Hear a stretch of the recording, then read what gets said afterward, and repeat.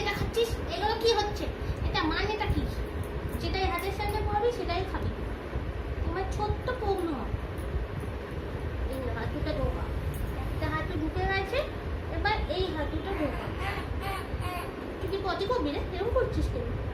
এবার এই হাঁটুটা ঢোকা। হ্যাঁ, আবার তুই এটা খাচ্ছিস তো মাম্মা?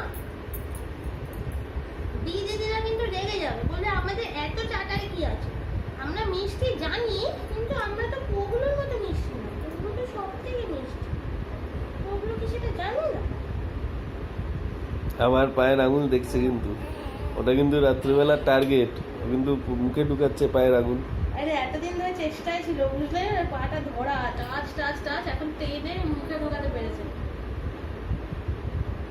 ছোট্ট মা, ছোট্ট পাখি, মিষ্টি পাখি, তুমি আমার নাম।